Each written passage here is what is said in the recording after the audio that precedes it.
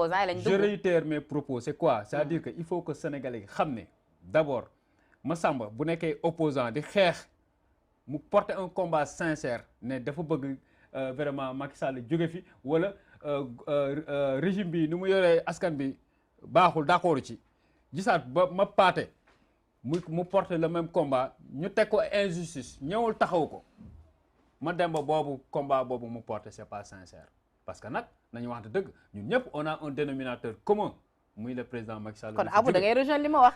maintenant bu dee nag dañoo am dénominateur commun ba pare. kii buñ ko kii ñu daal ko koy yéene sax. di xool fu ñuy far ak fu ñu dul far. kon man mii kat kon ama porté ma un combat sincère loolu je l'ai toujours dit tant que amuñu benn say dëgg la nag ku nekk mën nga créer sa pôle.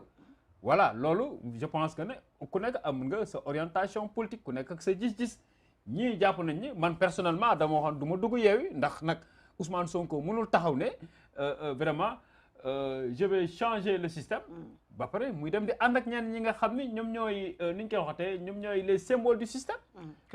loolu dama ni c'est paradoxal man loolu moo tax ànduma dugguma Yewwi parce que loolu nag mënoo bañ. tey de couleur Yewwi ma sax. mënoo bañ mënoo bëgg ginaar bañ cuuja.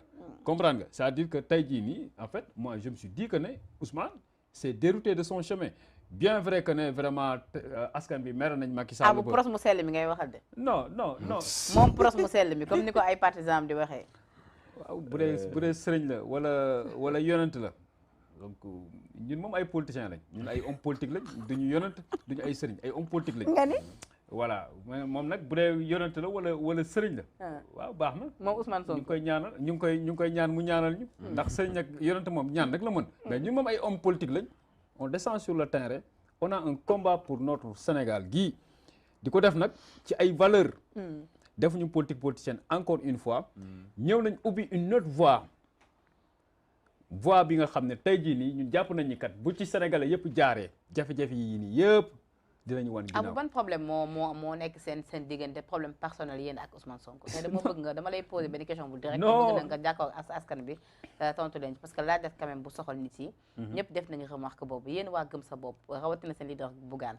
ban problème personnel moo dox seen diggante ak ki nga xamante ni mooy Ousmane Sonko bu ñu paree nag ñu doog a ñëw ci audio fuité bi nga xamante ni. créé na fi buzz fan yi. amul benn problème bu am entre Bougane ak Ousmane Sonko amul. man li ma gën a wóor muy ci côté Bougane nga xam ni heure bu Ousmane Sonko nekkee ci jafe-jafe. ba ci kaaw Adji Sarr bi Bougane dafay soldaalam dem seeti ko. loolu moom réew mi yëpp teewee nañ jàpp ko. mu génnaat tamit muy ci comptam yëpp muy Twitter rek muy Facebook manifester kat solidarité am ci kii Ousmane Sonko. nga xam ni moo ko féete mag.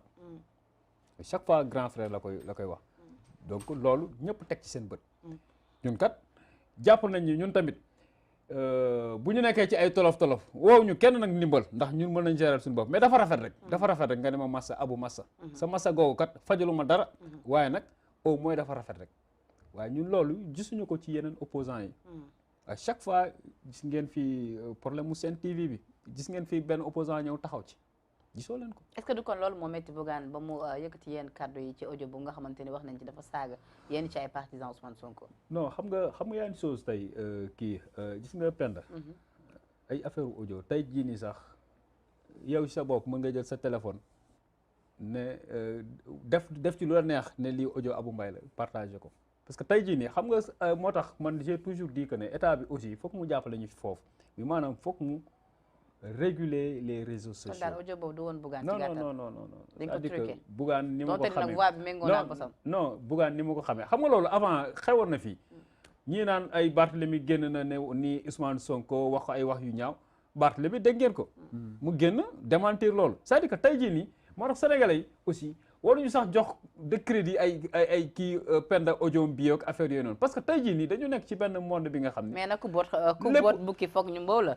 absolument mais benn affaire laa xamee c'est-à-dire que Bougane ni ma ko xamee de ni ma ko xamee loolu du audio ni ma ko xamee ak ni mu kilifteef bi muy wane loolu du audio ku dal la donc je rappelle que vous suivez toujours bu ñuy wax danaan ñu wàccee leen seen jamono discours ji nag ñu ngi ci feggoo ak ki nga xamante ni moom mooy Abou Mbaye ak Mansour Sy si taskatu xabaar nekk ca kër gi di Soleil li ñu cërale ci waxtu nag Mansour ñoom Bijou ñu ngi may signaler que ni daanaka bëreetul mais bëgg naa quand même recueillir yow it sa gis-gis par rapport ak li fi nga xamante ni moom la Abou daaneel diggante ki nga xamante ñaari leader politique yi. waaw mais tout le temps coow dox seen diggante. xam nga aussi tamit. loolu c'est tout à fait te naturel. ñoom ñaar ñu nekk ay opposants. ñaar ñu daanaka maase di defandoo di bokkandoo lu ñu bëgg. naturellement dina am soit par leader interposé ay moment de comment dirais-je encore de jalousie ou bien en fait par militant interposé loolu c'est tout à fait naturel mais li gën a am solo mooy nañ ko humaniser. c'est ça qui est important. bon man li nga xamante ne c'est factuel taman ma teg ci sama bët mooy je pense c'était en 2018 ou bien 2019 ou bien 2020 quelque chose comme ça alors que le président de la République faisait son adresse à la nation. Ousmane Sonko était parti sur le plateau en fait de la Sen TV pour pendant des heures faire son laïus, faire son discours et que à partir de là man je pense que Bougane ci la commencé am ay jafe-jafe ak ñi nga xamante ne ñoom ñoo yor nguur gi loolu c'est factuel ak li nga xamante ne kii wax na ko te man loolu ma teg ci sama bët mais aussi xam nga politique aussi tamit dafa dynamique dafay évoluer du moment que dafay évoluer bëgg-bëgg yi dafay évoluer te man loolu waxoon naa ko depuis septembre 2020 d'ailleurs le 27 septembre la woon sur le plateau de la Sen TV man leen on a plusieurs oppositions dans l'opposition et que élection yi ni mu tëddee moo lay wan ni gaa ñi pareeguñu pour ànd pareeguñu pour ànd léegi nag man je pense que aujourd'hui Sénégal jafe-jafe yi ñëpp xam nañ ko bu dee dañoo pare rek pour defar moi je pense que ces analystes là à n'en plus finir ça ne sert absolument à rien du tout on a vu des gens yoo xamante ni ils sont partis sous la bannière du parti socialiste ay 0 la ñu am ay -1 la ñu am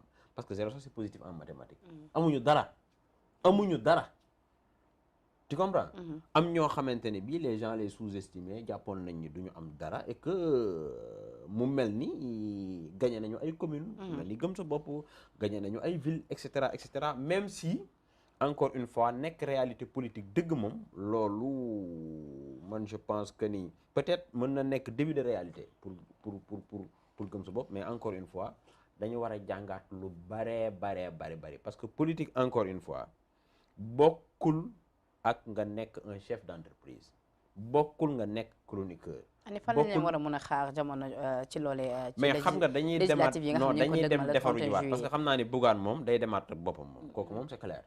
parce que l'appétit vient en mangeant man je ne pense pas que Bougane man gisuma boobu lecture. ragalul de Bougane non du question de ragal ak ñàkk ragal. day demaatal mais tey jii nekkoon na Yewwi génn def conférence de presse wax raison yi tax mu génn Yewwi Askan Wi.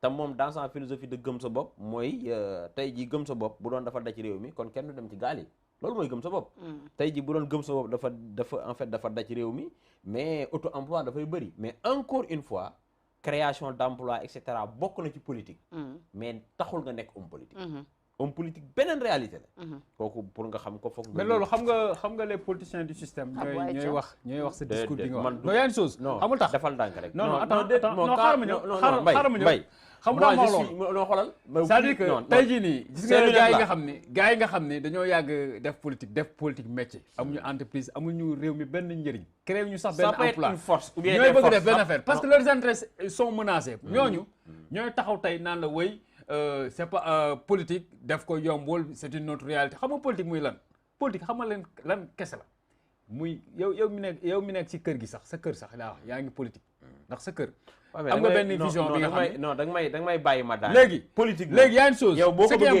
ko bëggee yombal kon yow yaa ngi nax sa bopp et je pense que personne ne pense contre lui loolu moom ñëpp xam nañ ko personne ne pense contre lui yow xam nga ne politique mais c'est-à-dire que dama la bëgg wax ne yow xam nga ne politique discours boobu noonu ngay wax noonu c'est-à-dire que les politiciens classiques ñi nga xam ni lu ñu naan les gens du système. Moi je lis les classiques comme je lis les contemporains. Non. Donc il faut pas me dire que les politiciens classiques. Non, moi je ne suis pas un old fashion. Les gens du système, comme on le dit.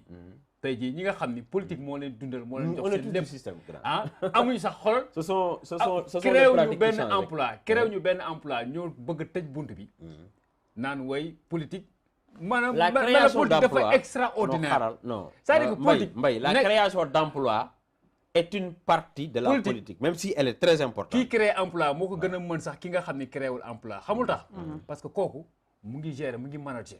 te politique lépp management la. Macky Sall lu muy def muy manager le Sénégal. avec un gouvernement. ani fan la ñu il n'a fait que non xaaral man léegi ñun te bëgg naa mu daaneel foofu léegi yaa ngi chose ñun tey jii nii penda ñun duñu dugg yow Mansour yow jox naa la sa parole ba pare ñun duñu wax dugg la saf léegi ñun duñu dugg ci piège yu Benno Bokk Yaakaar xam nga Ousmane Sonko dafa dugg ci piège yu Benno Bokk Yaakaar fële ci Ziguinchor Ousmane Sonko Macky Sall mooy son adversaire naturel mais maanaam dugg na ci piège yu Benno Bokk Yaakaar ba tey jii nii gars yi rétrogradé ko moom ak ay ñoom Doudou Ka ak ay ñoom Benoît Sambou moo tax man je me suis toujours dit que ne. dañ ko rétrogradé noonu non mais absolument c'est-à-dire que tey jii nii c'est-à-dire que tey jii nii moo tax xam nga sànq maa la koy wax c'est-à-dire que am na ay hommes politiques yu bëri ñi nga xam ne tey jii ñu ngi ci seen politique bi mais maanaam boo leen toppee sax xamuñu moom fuñ jëm sax ñoom xamuñu ko déjà man mënuma tey jii nii man président mouvement laa sax laa la wax ay at ci kanam laa la wax dootuma nekkati candidat maire parce que réew mi laay xëccoo su ma ko amul toog ay Sonko dañoo bëgg nekk président di xëccoo ay moom loolu da ko dépassé mais absolument moom 2024 lay xaar non déedéet xoolal nga moom lu ko saf la loolu laay xëccoo su ma ko amul ma toogaat bàyyi ba présidentiel ñëwaat parce que affaire bi aussi xam nga politique tamit par niveau la moom mënoon na tey sam teg fa benn nitam muy le coordonnateur Pastef bu Ziguinchor mu jëm campagnal ko waa ji jël ko mu ñëw toog liggéey foofu dafay mel na moom moo ko gagné mais moom en tant que la personne xëj dem 2019 présidentielle bokk ak un candidat tey jii nii 2022 mu nekk lan candidat maire kii loolu quand même dama naan est-ce que moom am na un conseil en politique moom donc il s'est rétrogradé